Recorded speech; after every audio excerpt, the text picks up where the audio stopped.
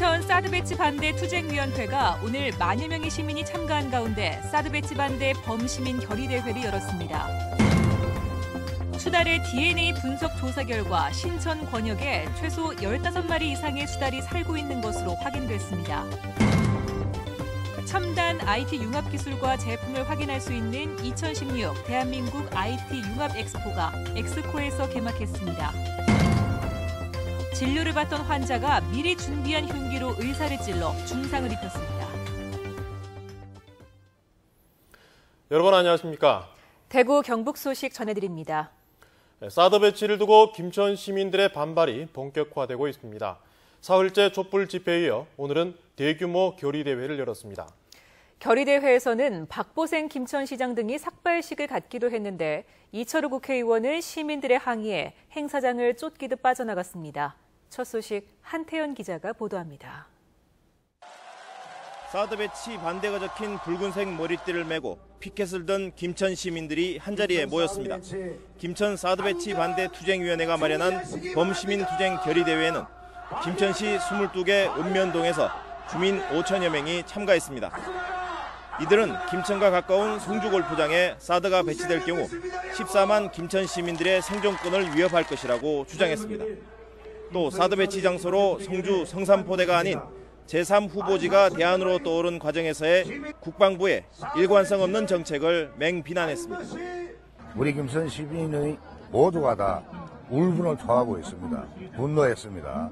성주에서 안 되는 것이 김천에 된다는 얘기는 김천 시민의 자존심을 짓밟고 김천 시민을 우롱하는 것입니다. 행사 도중 박보생 김천시장을 비롯해 투쟁위 공동위원장 등 5명은 즉석에서 사드 배치 결의를 다지는 삭발식을 거행했습니다. 또 모두 발언을 하던 이철호 의원에게 일부 시민들이 물병을 던지며 항의하자 이 의원이 급히 행사장을 빠져나가기도 했습니다.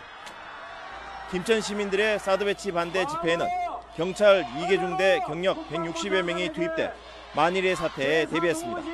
김천 사드 배치 반대 투쟁위원회는 촛불 집회를 계속 여는 것을 비롯해 서울에서 대규모 집회를 예고하는 등 투쟁 수위를 계속 높여가기로 했습니다.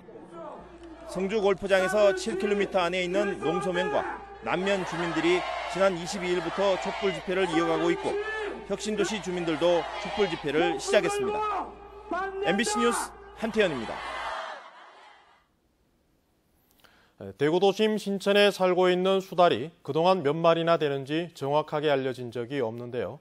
대구 MBC 제작진이 수달의 DNA를 분석 조사했는데 최소한 15마리 이상 사는 것으로 확인됐습니다. 신병철 기자가 보도합니다. 대구시 신천 대봉지수보 부근 하중도. 수변 식물 사이로 오르락 내리락하는 동물이 보입니다. 천연기념물 제330호인 수달입니다. 서로 자맥질을 하며 천진난만하게 놀고 있는 수달은 모두 3마리. 어미와 새끼 2마리로 구성된 수달 가족입니다. 대구 신천에는 몇 마리의 수달이 살고 있을까? 대구문화방송 창사특집 수달도시 제작진이 신천 권역에서 수거한 수달 배설물을 경북대 수의학과 조길재 교수팀에게 DNA 분석을 의뢰한 결과 최소 15마리가 살고 있는 것으로 밝혀졌습니다. 이는 제작진이 2010년 서울대 수의학과 이항 교수팀에게 의뢰한 같은 방법의 조사에서 확인된 7마리보다 2배 이상 많은 것입니다. 금년에 초위생체 마커를 활용해서 대구 신천에서 서식하고 있는 수달의 분변으로부터 DNA를 분리하여 DNA를 분석한 결과 10년도에 비해서는 16년도가 상당히 그 개체가 늘어난 걸로 그렇게 확인이 되었습니다. 6년 전 조사에서 수달 서식이 확인된 침산보와 장암교, 금호강 노곡 하중도 지점은 이번에도 서식이 확인됐는데 신천 중류인 장암교 지점은 8마리가 확인돼 최대 수달 서식지 이미 입증됐습니다. 15마리 중 수컷은 6마리, 암컷은 9마리로 조사됐습니다. 수달은 3개 그룹의 가족군을 형성하고 있다는 사실도 밝혀졌습니다. 2005년 1월 신천에서 수달을 최초로 촬영한 제작진은 12년 동안 신천 수달을 추적한 결과 매우 이례적으로 낮 시간대에 수달의 생생한 생태 모습을 영상에 담는 데 성공했습니다. 창사특집 수달도시 제1부 도시 수달 12년간의 기록편은 오는 27일 밤 11시 15분 대구 MBC TV를 통해서 방송됩니다. MBC 뉴스 신병철입니다. 첨단 IT 융합 기술과 제품을 한눈에 살펴보고 체험할 수 있는 IT 융합 엑스포가 개막했습니다. 스스로 움직이는 자동차를 비롯해 사물 인터넷 등이 특히 눈길을 끌고 있습니다. 보도에 권윤수 기자입니다. 장 보는 주부들의 두 손을 가볍게 해줄 사물 인터넷 시스템입니다. 물건을 장바구니에 담지 않고 바코드로 인식시켜 고른 뒤 계산만 하면 원하는 시간에 원하는 장소로 배달받을 수 있습니다. 손에 무겁게 장바구니를 들고 다니지 않고서도 쇼핑을 할 수 있도록 도와드리는 시스템이고요. 판매자 입장에서는 제품들을 진열할 수 있는 공간을 줄여서요, 더욱더 판매 수익을 높일 수 있는 극대화 시킬 수 있습니다. 자동차 핸들을 잡지 않았는데도 차가 저절로 후진해 정확히 주차합니다. 대구 경북 자동차 부품 기업과 연구기관이 함께 개발한 자율주행 무인 주차 시스템으로 무인 자동차 시대에 한 발 더 다가섰습니다. 컴퓨터가 바로 그 차를 운전하는 그런 시대가 될 것 같아서 거기에 관련 중요한 소프트웨어 센서 기술을 아마 지역 기업들이 기본적으로 가지고 있는 IT 기술과 융합하여 발전시키면 굉장히 경쟁력이 매우 높을 것으로 보고. 이번 전시회에는 국내외 170여 개 기업이 참가해 사물 인터넷과 미래형 자동차, 3D 프린팅 등의 제품을 선보이고 있는데 개막식 테이프 커팅에서도 드론을 활용해 탄성을 자아냈습니다. 드론 특별관은 단연 인기를 끌었고 4D와 VR 등 가상현실 체험관도 관람객들을 사로잡았습니다. 장애물을 피하면서 이렇게 가는 거였는데 막 이렇게 땅으로 내려 꽂히는 듯한 이런 느낌이 들 때 되게 무섭고 스릴이 넘쳤어요. 최첨단 기술과 정보의 융합으로 더욱 편리해진 미래 모습을 들여다볼 수 있는 이번 전시는 26일 금요일까지 이어집니다. MBC 뉴스 권윤수입니다. 2.18 안전문화재단은 오늘 대구시 의회에서 대구대학교와 외상 후 스트레스 장애를 겪는 피해자의 심리치료를 담당할 트라우마 센터 설립 및 운영을 위한 교류 협약을 체결했습니다. 이 사업은 2.18 안전문화재단이 대구시의 지원을 받아 하는 것으로 광주에는 5.18 민주화 운동의 상처를 치유하는 광주 트라우마 센터가 있고 안산에도 세월호 사고를 계기로 설립된 안산 온마음 센터가 있습니다. 오늘도 대구의 낮 기온이 33.9도까지 오르는 등 폭염이 계속되는 가운데 학교에서는 집단 식중독 증세가 잇따르고 있습니다. 이 더위 탓에 식중독균이 번식했을 가능성이 큰데요. 급식 관리에 비상이 걸렸습니다. 양관희 기자입니다. 대구 수성구의 한 고등학교 급식실. 지난주 목요일부터 학생들이 설사 등 식중독 증세를 보이면서 지난 월요일부터 사흘째 폐쇄됐습니다. 지금까지 식중독 증세가 나타난 학생만 70명이나 됩니다. 저희들도 얼마나 당황스럽겠습니까? 그리고 행같이 애들 밥 먹는 데 신경 쓰고 하는데도 목동인데 맨날 이야기 하는데 거기에 70명입니다. 경우는 50명이 넘어갔습니다.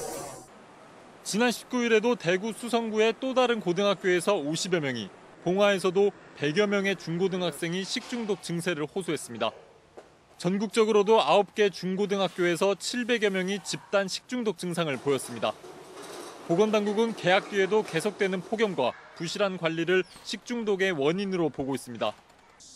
이에 따라 식중독 예방을 위해서 급식소와 조리실 실내 온도를 25도 안팎으로 유지해 줄 것을 당부했습니다. 온도도 이래 놓고 여기 기간도 조금 이제 길고 이렇게 하면 식중독 발생 위험도가 조금 더 높아지는 거죠. 상온에 방치되어서 있을 경우에 온도가 높을수록 세균이 증식이 빠르니까. 집단 식중독 증세가 잇따르면서 보건당국은 식중독이 발생한 학교에서 역학조사를 하고 있고 식약처와 지자체, 교육청도 합동 점검에 들어갔습니다. MBC 뉴스 양관입니다. 포항 형산강에서 잡은 제첩에서 수온이 검출됐다는 소식 몇 차례 전해드렸는데요. 이번에는 형산강 바닥의 퇴적물을 조사했더니 수온이 기준치의 1000배나 넘게 검출됐습니다. 장성훈 기자가 보도합니다. 포항시가 이달 초 실시한 형산강 하구에 대한 중금속 오염 검사 결과입니다. 시료를 채취한 4개 지점 모두에서 수은이 충격적으로 높게 검출됐습니다.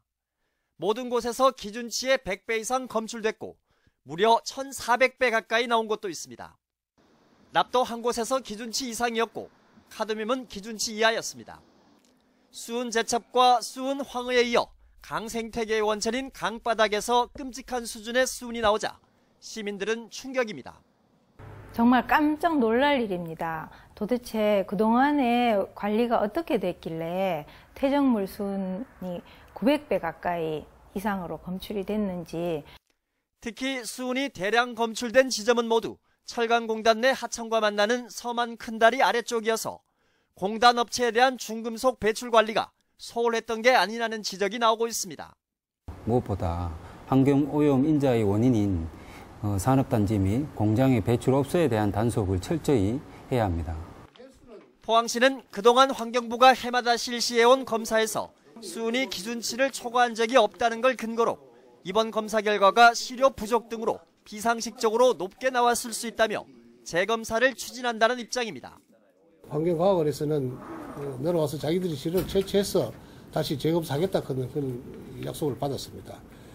그러나 형산강의 중금속 오염이 우려되는 수준인 만큼 내년에 중금속 오염 전수조사와 준설 작업을 추진하는 한편 형산강에서의 어업 행위를 잠정 금지하고 시민들의 낚시도 자제하도록 계도하겠다고 밝혔습니다. MBC 뉴스 장성훈입니다. 국가인권위원회 조사 결과 금복주는 창사 이후 현재까지 결혼하는 사무직 여성 직원을 모두 퇴사시켰고 여성은 평사원으로만 근무시킨 것으로 드러났습니다. 인권위는 금복주 정규직 직원 280여 명 가운데 여직원은 12%에 불과했으며 생산직에만 근무하던 기혼 여성에게도 시댁과 관련한 경조 휴가만 주는 등 성차별이 심각했다고 보고 인사운영 전반에 걸쳐 성평등 인사운영 기준을 마련할 것을 권고했습니다. 병원에서 진료를 받던 80대 노인이 갑자기 흉기로 의사를 찔렀습니다. 6년 전 아내가 수술을 받고 숨진 뒤 의사의 적개심을 갖고 있었는데 이번에는 의사가 약 처방을 잘못해 자신을 죽이려 했다며 횡설수설했습니다. 도성진 기자입니다. 어제 오전 경북의 한 병원 환자 대기실. 모자를 쓴 80대 환자가 진료실로 들어간 잠시 뒤 간호사가 다급히 뛰어나오더니 진료를 하던 의사는 부축을 받으며 응급실로 옮겨집니다. 86살 김모 씨가 갑자기 흉기를 꺼내 의사 37살 이모 씨를 몇 차례 찌른 겁니다. 의사가 바로 옆에 앉아서 질의응답으로 이야기를 하고 그래서 의사는 너무 더 먹었는데 그전에 약 타는 거 하고 이제 전부 다 보고 있어서 가서 찌르는데 이거는 뭐 어느 누구라도 방어할 수 있는 부분이에요. 의사는 대학병원으로 이송돼 수술을 받아 생명에는 지장이 없는데 의사를 찌른 이유가 황당합니다.